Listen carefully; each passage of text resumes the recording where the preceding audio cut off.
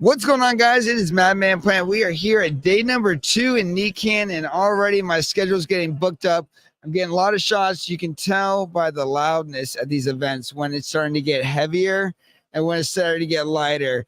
And people are starting to roll in, and the sound in here is going up. And right now with me, I got Jennifer from Hippie Chic of Hippie Chic Farms. You got it. Man, I You got a tongue twister today. That is awesome. Okay, high five. We gotta high five that. Bam! And I even forgot my headphones. So I got your name right and forgot my own headphones. I love it.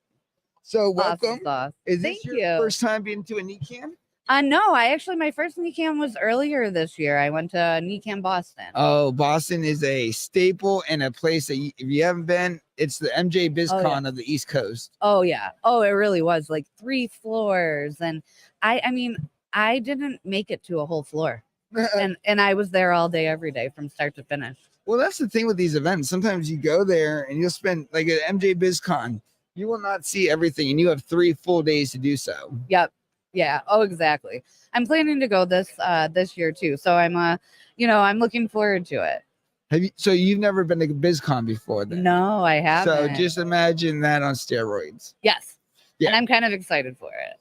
Yeah. So tell me a little bit about yourself. So how does Jennifer really impact the community? Because I know you do a lot. Yeah. So, starting when New York State legalized, I started being part of the community, when we were able to actually like raise our hands and say, yeah, I grow weed. Because it wasn't long ago where nobody said that, nobody outside your own personal little bubble knew about that.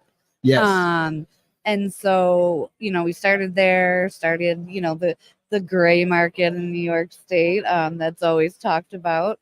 And from there, helping people start communities. I was part of the Syracuse community with the original farmers market. Oh, fantastic. Yeah. And so that was so fun. And yeah, so taking my small batch, I was a clone farm as well. Okay. But my clones keep growing if somebody buys them, so I'm not just gonna throw them out. No, right? You can't throw them out. Kind of turned into small batch.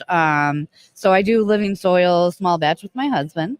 And it's so much fun. It is literally so much fun to do living soil.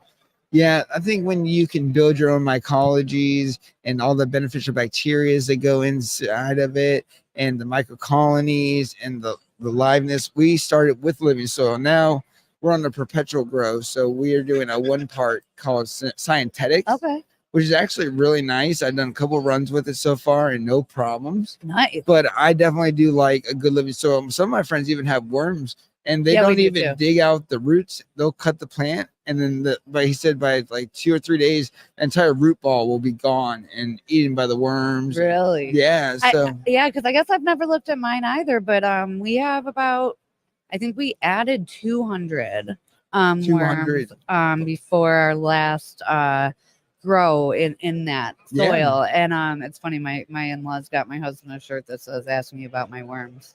Nice. Yeah. Hopefully not in his poop. Right. Oh, exactly. Not in his poop. Thank goodness.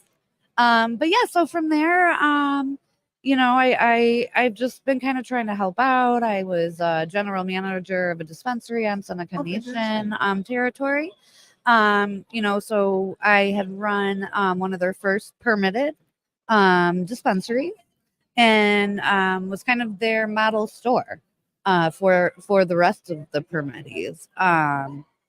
It was awesome. I kind of joked it was like the little Apple store of cannabis, but I wanted people to come in and feel comfortable, but feel like they're going into a dispensary. Yes. And know what they would feel like if they went to Colorado, if they came up to Buffalo and went to one of the rec dispensaries. I didn't want them to be like in shock, And then from there, I've kind of grown. I've launched a couple things. One of them being my Hustler with a Heart brand.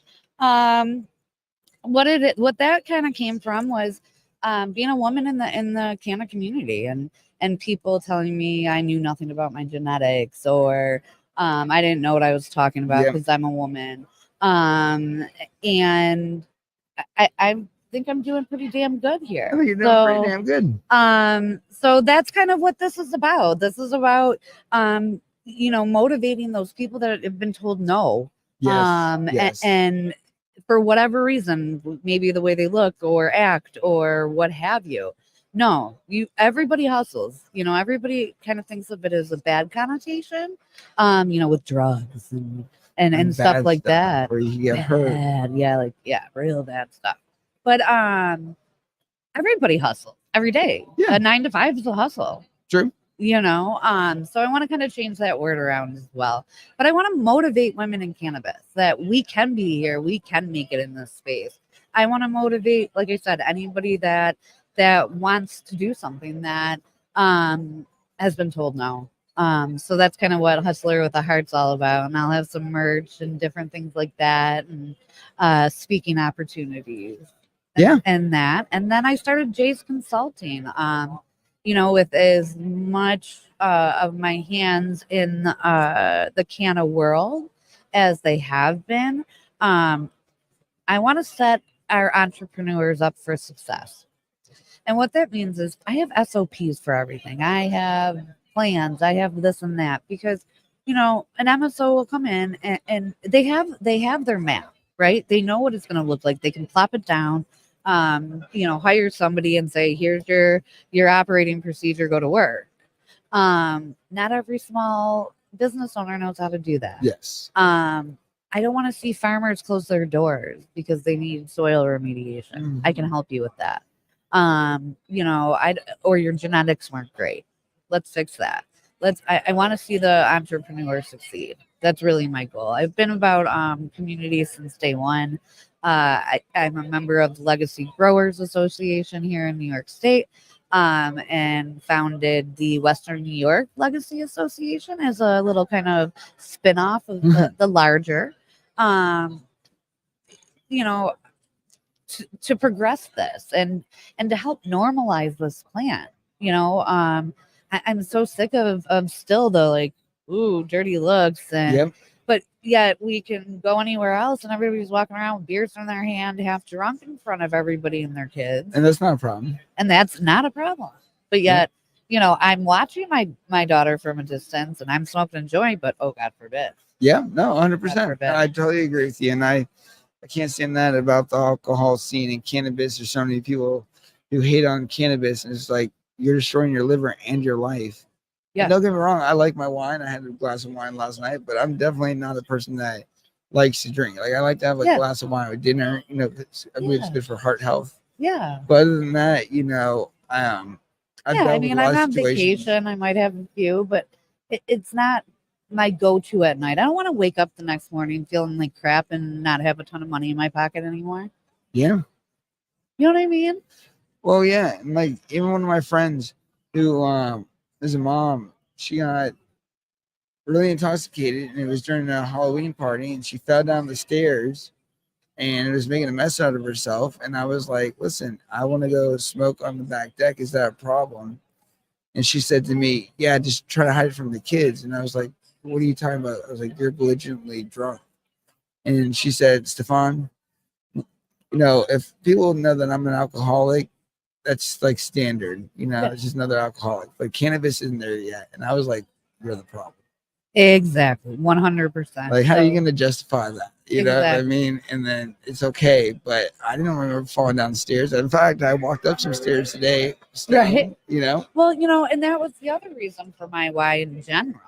COVID happened and my intake went up. And I literally saw my health improve.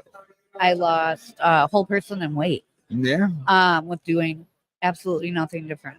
My inflammation markers in my body are completely normal for probably the first time in my life. And it was all because of this plant. Yes. And if that could do that for me, why wouldn't I want to help somebody, use this medicine and have that happen for them?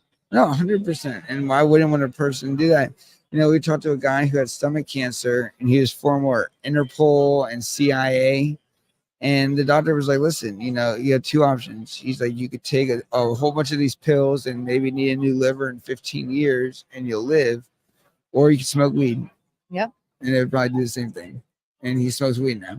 Yeah, and that's awesome. Like I even you know, I had surgery last summer and On your knee? no on my female parts. I lost some of them. Sorry to hear that. Oh no, I'm okay with it. You know, I'm ready to like just be done, but whatever. That's a whole nother side note. Yeah, like I tried to take it like just RSO pills for my recovery as opposed to like, you know, the narcotics they gave me and stuff like that. Because I don't want to be taking those things. Yeah. You know? So yeah, so that was another reason of my why just in general. Like to like quit my real job, quit my, you know, real life with the, you know, 9 to 5 with the insurance and the pensions and the, you know, 401k. Yep. To do this because I 100% wholeheartedly believe in this plan. Well, I want to have you on for the 2-hour session, so we'll have to get you signed up on the website. These are 10 minutes. Where in the meantime can people find you and support your mission? Okay, well, you can find me at Hippie Chic Farms, and that's HIPPIE, C as in Charlie, HI, C as in Charlie, Farms, all one word. And it's all one word, hippiechicfarms.com. You could also find me at Hustler with a Heart or Jay's Consulting. Fantastic. Guys, we have more podcasts coming your way. Make sure if you want to watch this again, you go to YouTube right now and you can replay it right this second. Have a great day, everybody. Thanks, guys.